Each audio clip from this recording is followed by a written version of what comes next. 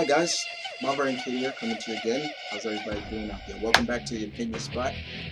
Basically today I'm doing another top list for you. It's all about something very close to my heart, and you've always heard me talk about it.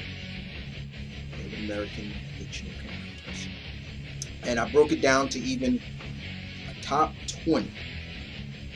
And these are characters that I love that come from all parts, not just comics, some from cartoons, some from video games, you name it. And this is my way of showing my respects to the indigenous people for the month of November. Not just about Thanksgiving. It's more than that to me. But also as well, I hope everybody had a very happy and safe Thanksgiving. Gave thanks to what they're thankful for, things like that. For me, it was more than just being with family, but also paying my respects to my brother, because I am African American, so it means a lot. But let's get into the list, shall we? So this is going to be 4 parts, broken down 5 characters for each part. So we're going to go 20 to 1. So let's get on to the first 5. All right. So number 20 is one of the characters, Native American character, that pretty much started it all in a sense, and he deserves respect. And that's none other than Tonto. Tonto, to me, guys, represents. He kind of, in my opinion, is the godfather of fictional Native American characters, in a sense. He's basically he's the Superman, in a sense, of Native American characters. And that's my opinion. I was first introduced to the Lone Ranger when I was about 6 or 7 years old, and I loved it. I love the character. I loved, here's a guy. It's a Western, but it has a feel of, pulp era, and things like that. And as much as I loved and respected the Ranger, it was his partner, I don't call him sidekick, his partner that I loved even more, and that was Tonto. And of course, over time, he's the one, the word Kimosabi came from Tonto. That's where that comes from. But to me, I never looked at him just as being the sidekick, the Native American sidekick. I always looked at him as being more of the Ranger's equal. And you want more proof of that? Read Dynamite's version. When Dynamite got the license of the Lone Ranger, then you see what I'm talking about. And I guarantee you will say that, wow, Tonto's right on par with the Ranger. Right on par with John Reed. He's not like looked at as being just he's just a sidekick. Nope. So I always respect Tonto. Actually, the image that you see, that's from Tonto. That's how Tonto looks in the Dynamite comic. And as for what tribe Tonto was from, it was always confusing. I've heard he was either Sioux, sometimes I've heard Blackfoot, but mostly I've always heard him being Apache, and that's fine with me. So I always got to give respect to Tonto. Pretty much the guy that started it all, in my opinion. That's just my opinion. All right, so we move on to number 19. All right, number 19 is a character from DC, and that's none other than Powwow Smith. Yeah, I know there's probably a lot of people that only saw him from that Justice League Unlimited episode, and if that's true, that's okay. I'm not gonna hate you on that, but I recommend you really research the character. If you can, get some of the comics that I used to read, the All-Star Westerns, before the whole New 52 stuff, and they used to present Powwow Smith, and that's where I started reading. And Powwow, he was just this great tracker, marksman. He was a sheriff.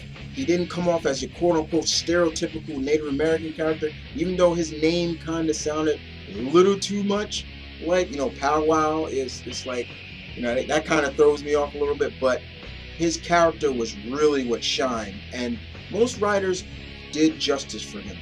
And it's a shame. I don't read All-Star Westerns now, so I'm not sure if he's ever showed up in the All-Star Westerns now with Jonah Hex. But if he does, if somebody does read that and you are watching it, please tell me. I would love to. I'll be happy to. That would put a smile on my face to know that Pow Wow, DC has not forgotten about Pow Wow, like like that. But he's a great character, and I love him. I think he's great. He's really good. All right. So number 18 comes from Wildstorm, but when DC merged the Wildstorm universe and put everybody together, all those characters in the DC universe, it was always wondering where they were going to show. But I first met this character when she was a part of Gen 13, and that's Rainmaker. Rainmaker, to me, guys, was a very interesting character. Very strong. I believe she was Apache too. Could be wrong. Correct me if I'm wrong on that one, guys. But she had her name, what her name stood for. She can wield the weather. She was like a Native American version of Storm in a sense. She was very strong. She was a very active feminist as well. And as much as she was a hero, she was a big activist. Wherever something was, she was there. I think she was. I believe she was a homosexual. I think she was gay. She was a lesbian. I think she was a lesbian. I'm not sure, because I remember she had a big attraction with Fairchild at times. But she was a great character, and now I'm glad to know that Lady Simone, Gail Simone, is using her in her comic, The Movement. So I'm really glad for that. But I do like Rainmaker. Another good character, indeed. Alright. So we move on to number 17, guys. Number 17 is from the world of video games. I'm a gamer. I'm not going to lie. I'm a gamer. And when I was first introduced to this guy, I loved him. And this character comes from the Sega fighting game known as Virtual Fight. And that character is Wolf Hawkfield. Wolf Hawkfield, big. He's a wrestler. He's Native American, but from Canada, Canadian. And when I saw Wolf, I just was like, oh, this dude is so badass. I love this guy. One of my favorite moves from Wolf is when I used to play against people in the arcade or so, best move to do and to get a quick win, just move in, grab the guy, and he'll do this super giant swing. And he'll throw you, just throw the guy right out the ring. And I loved it. And his favorite, after he won, he used to always just go, oh! I used to just love that. And over time, with the other sequels to the game, they really started to really put more detail into Wolf and make him more just like, man, this guy is imposing, even more imposing. And I loved it. I thought Wolf was just a great character. I would say I even liked him more than T-Hawk from Street Fighter. And that's saying something, because I'm a huge Street Fighter fan. And that's saying something. And I would even say Chief Thunder from Killer Instinct. And yeah, so that's saying something right there. But yeah, Wolf Hawkfield, great character in my opinion. Very good character. I even liked him in the Virtual Fighter anime they had. It was cool. He was pretty good. All right, and number 16. This really takes me back, and this is really a part of my childhood right here, guys. This is a character that I really really was growing up watching this series. You gotta remember, guys, I'm a child of the 80s. Golden age of cartoons. Probably one of the best eras of cartoons, in my opinion. And anybody can argue, and I'll guarantee you, as much as you're gonna argue, you're not gonna change my mind on that. That's why I always say, 80s, golden age, 90s, silver age. But this character is Brave Star. Yes, Brave Star. Brave Star, once again, he reminded me a lot of Powwow Smith. Um, he's kind of like Powwow Smith. The fact is, they're on a planet called New Texas, and he has this. His partner is a horse that actually can morph into an anamorphic human-like horse character and be his partner. And Brave Star was the sheriff. He was great, strong. He had the strength of the bear, speed of the cougar, and eye of the hawk.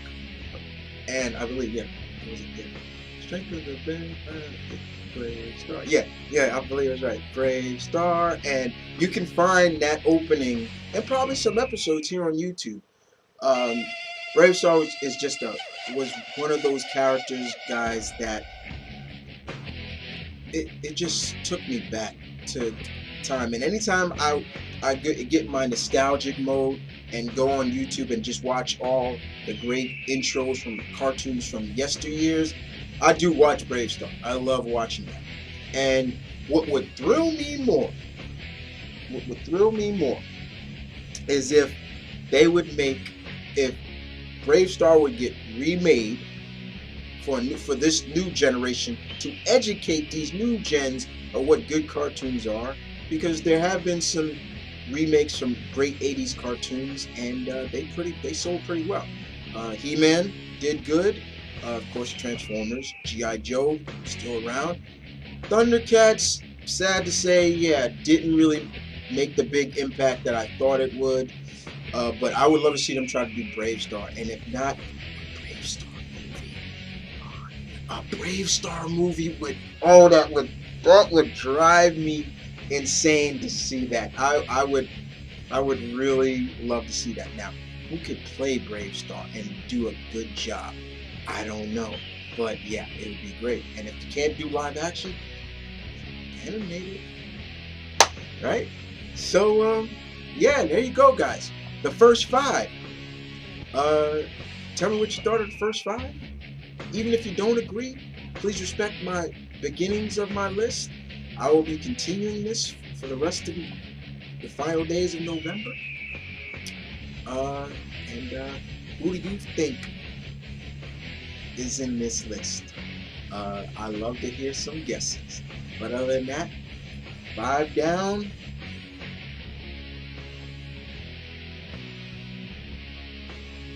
15 more to go. So I'll see you guys later. This is Mount Vernon Kid.